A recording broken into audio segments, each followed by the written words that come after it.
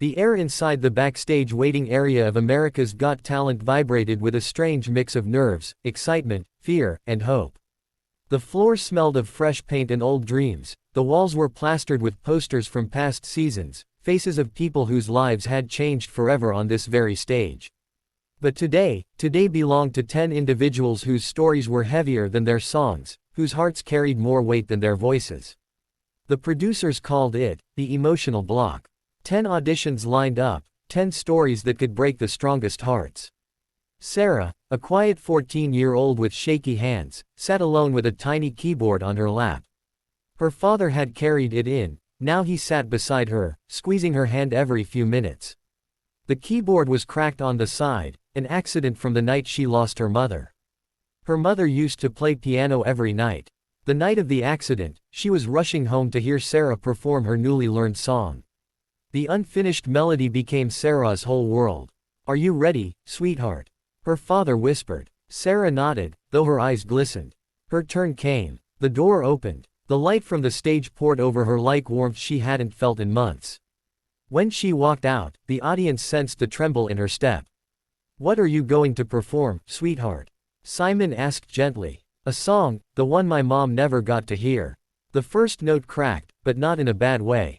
It cracked like a heart trying to mend. Her voice wove through hallways of grief and warmth, pulling even the stiff audience members into her memory.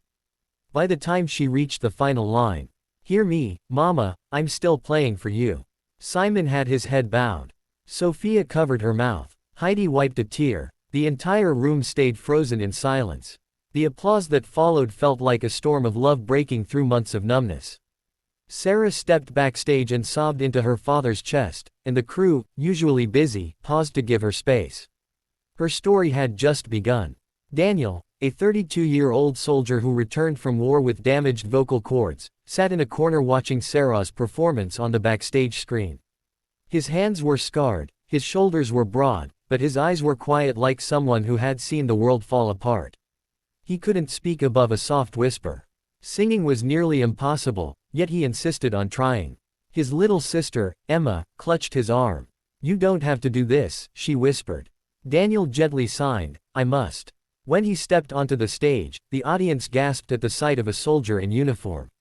"What will you perform?" Howie asked. Daniel whispered hoarsely, "A song, for my brothers who never came home." Every judge's expression softened. The music began, a slow instrumental track. Daniel lifted the microphone, his voice barely hanging together. It cracked, it rasped, it hurt, but every word carried a life behind it. As he sang, flashes of battlefield memories spilled through the lyrics. The melody wasn't powerful in the traditional sense, it was powerful in honesty, in rawness. Midway, he faltered. Tears streamed down his face. The audience didn't clap to encourage him, they stayed perfectly still, honoring the emotion. Emma stood backstage, crying silently, one hand over her mouth. When Daniel finished, the crowd rose, not in excitement, but in deep respect. Sophia stood first. "I don't care how technical your voice is," she said. This touched something real. Simon nodded. "It's not a performance. It's a message." Daniel left the stage with a dignity heavier than applause. Then came Marina, a 19-year-old deaf dancer.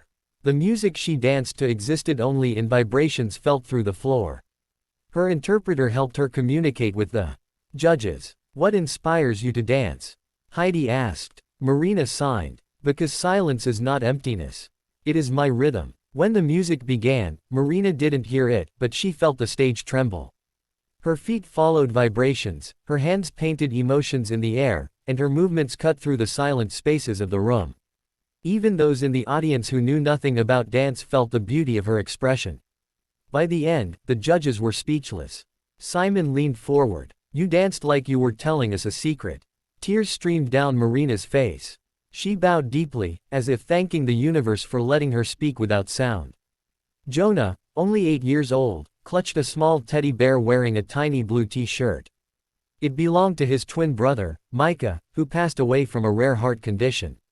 Before going on stage, Jonah whispered into the bear's ear, "Come sing with me." When he walked out, his voice trembled as he told the judges he would sing his twin's favorite song. His voice was small, but angelic, almost too pure to be real. Mid-song, He paused and looked up, tears falling. The audience cried with him. Simon blinked rapidly, fighting emotion. "Your brother is so proud," Sophia whispered. Jonah walked off the stage with a strength only children who've lost something precious can have. The final contestant of Scene 1 was Leora, a 45-year-old woman with tired eyes but a bright dress. She explained she once dreamed of singing professionally, but life had other plans: marriage, children, responsibilities. She had abandoned her dreams to survive. But last year, she lost her husband. Grief reminded her of the voice she once had. The song she performed was soft but full of longing, like a letter to the life she never lived. Her high notes rose like a phoenix. Her low notes trembled like a heart cracking open. The judges gave her a standing ovation. "You didn't come too late," Simon said. "You came exactly when you were meant to." Tears streamed down her face as she mouthed a thank you to the heavens. The first scene ended with backstage hugs, shared tears, and 10 people who stepped out of darkness into light, even if for only a moment. The world had seen their wounds, and instead of turning away, it applauded. Weeks had passed. The 10 emotional performers returned for the next stage of competition. They weren't strangers anymore, they had become a family, bound not by victory but by vulnerability. The night was called Redemption Evening. The stage lighting was darker, more dramatic. The audience buzzed with anticipation. All 10 performers stood backstage together, watching each other perform. This time, Sarah didn't bring the broken keyboard. She brought her mother's old piano bench, a small wooden stool with faded floral carvings. She placed it center stage and sat. "I'm going to finish the song I wrote for my mother," she whispered. The melody flowed softer and stronger than before. Her voice didn't break this time, it strengthened. It soared. Halfway through, she added new lyrics, the part she had been too afraid to write. "I forgive the night. I forgive the road. I forgive the silence. For bringing me back to you." The judges were stunned. When she walked off stage, the contestants embraced her like a younger sister. Daniel placed a gentle hand on her shoulder. Marina hugged her tightly, even though she couldn't hear the applause echoing behind them. Daniel knew he couldn't sing high notes. He couldn't sing loudly. But he could sing truth. He chose to sing a stripped-down version of Hallelujah. It was broken, raspy, painful, but real. During the final line, the microphone caught a slight tremble in his voice, a tremble that carried more emotional weight than perfect pitch ever could. There wasn't a dry eye in the room. His sister Emma rushed to him afterward, crying into his uniform. "You did it," she whispered. Daniel gently signed, "We did it." For her final act, Marina danced barefoot on a stage covered with shallow water. The lights reflected the ripples around her feet. This dance wasn't about beauty. It was about breaking free. She danced to a song she had never heard, but one she felt through vibrations in the stage and water. Her hands painted hope, her feet splashed through reflections, her body spoke louder than words. The silence after she finished was overwhelming, like the world held its breath. Then an explosion of applause erupted. Simon whispered, "This will stay with me forever." For his redemption, Jonah brought a small screen on stage. It displayed pictures of Micah, laughing, playing, sleeping in a crib beside him. Jonah sang a lullaby their mother used to sing to them. Halfway through, his voice cracked.